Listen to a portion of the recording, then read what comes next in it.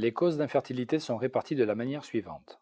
Approximativement 30% proviennent d'une cause féminine, 30% de causes masculines, un autre 30% est une combinaison de causes masculines et féminines, et environ 10 à 15% sont considérés comme étant une stérilité de cause inconnue. Les causes chez la femme peuvent être localisées au niveau de l'ovaire, de l'utérus, des trompes ou des organes génitaux en général. Les causes les plus fréquentes sont, d'un côté, l'endométriose qui est la présence de tissus utérins en dehors de sa localisation naturelle. L'endométriose, en plus d'être souvent la cause de règles douloureuses et de cadres de douleurs pelviennes, est un élément déterminant de la fertilité de la femme. Une autre cause fréquente de la femme sont les dérèglements ovulatoires. L'ovaire a besoin de libérer un ovocyte périodiquement pour que cet ovocyte soit fécondé et conduise à un embryon. Mais voilà, de nombreuses femmes ovulent sporadiquement ou simplement n'ovulent pas. Mais, de plus, il existe des causes héréditaires. Entre elles, le syndrome de Turner ou d'autres maladies qui provoquent que les femmes naissent déjà avec une détérioration ou une impossibilité à concevoir.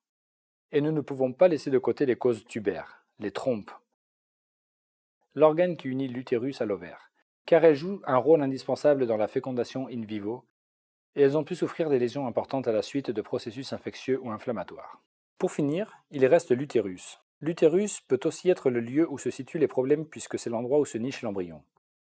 Les malformations utérines, séquelles d'intervention et séquelles de processus infectieux, vont détériorer notablement la capacité de l'utérus à héberger un embryon dans son intérieur.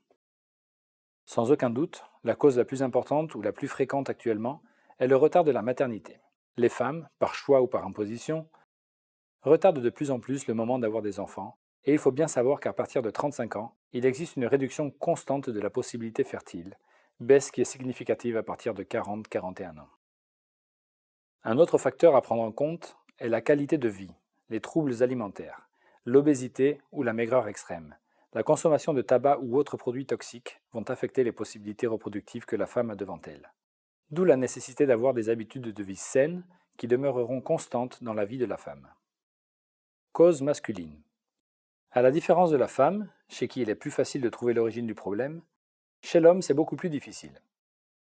La majorité des problèmes séminaux n'ont pas de diagnostic étiologique, c'est-à-dire que nous ne connaissons pas la cause réelle.